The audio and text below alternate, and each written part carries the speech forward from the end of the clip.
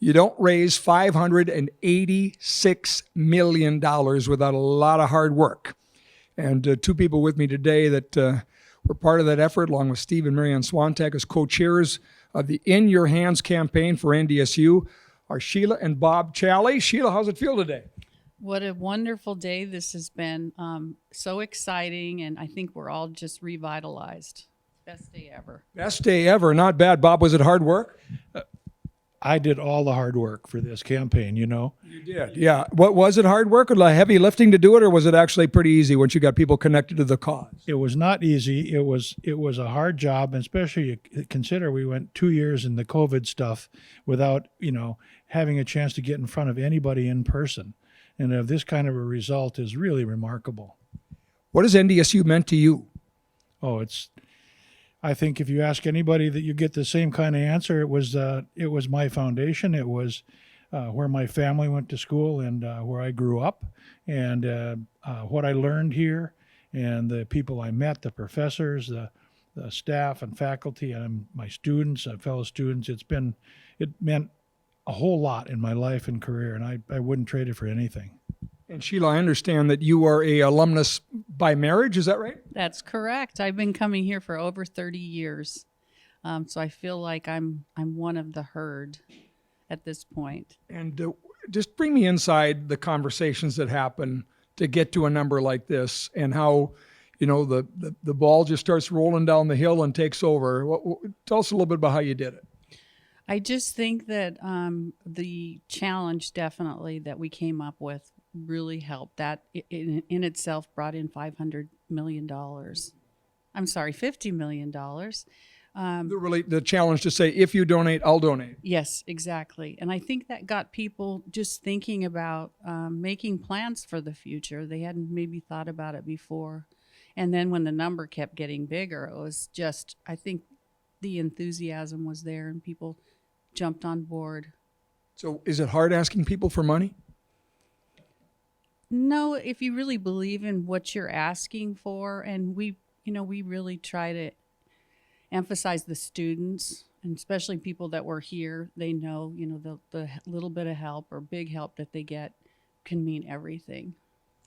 And how would you answer that question on whether it's hard to ask people for money, Bob? I think it's hard to ask people for money. Generally, I do that in my business, so I've had some experience at that. But I think if you talk about the return that they get, whether it's good feelings or, in my case, an investment thing that I would ask on, I think that's the answer. They have to be reminded of what kind of return on their investment they get. So it's you get in front of a friend. Somebody once said to me, well, what if you raise money from your friends and things don't work out? And I said, well, what should I raise money from my enemies? You can't, but it's hard to ask a friend sometimes for money. But it's really, you have to make your case. And I think we did that extremely well in this campaign. And people here in this part of the world, alumnus of NDSU, and for that matter, just in the DNA of North Dakota, is a very charitable, generous group, isn't it? It's a very generous group. We also think, though, it's a little bit of a modest group. When you're a California resident for so long, you see so many immodest people who show all the wealth they have plus what they borrowed. and their car is mortgaged and all the rest. When you get back here, people are pretty up or close to the vest with their money in a lot of cases. So I think getting through some of that in this estate legacy challenge that we did was really an important thing, because we got people to say, okay, I've got something there in the background and I'm willing to give it to you later. And I think that was great.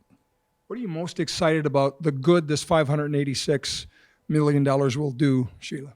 I'm so excited for the students and for the faculty, and maybe we get more professors. Also, we are very excited about expanding and renovating the School of Music.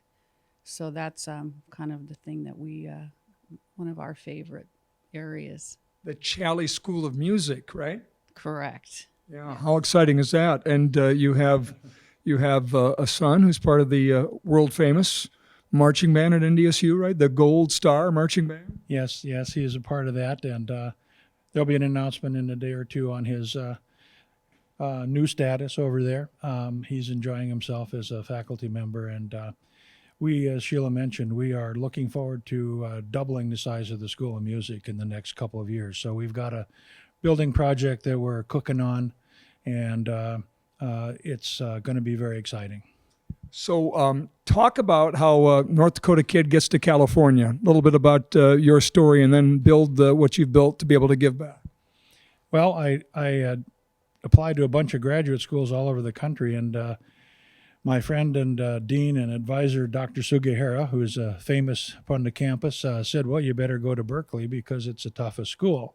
And so I took his advice, and off to the West Coast I went, and to be in graduate school as a chemist, of all things. And one thing led to another, and a little bit stint in the Army, and a little bit of, I got into business there. And I got in an investment business and found that I was fascinated with it and that I could do well at it. And so I just ended up staying in California. But sometime 30 or 40 years ago, a guy named Buck Gallagher gave me a call and said, hey, you're on the foundation committee.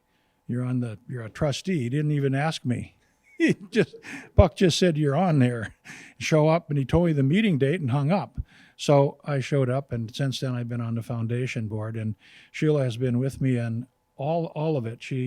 We have been to almost every meeting together over these last 35 years or something, and so we kind of became a fixture, I think, and that's how we got back. And now all our friends are here.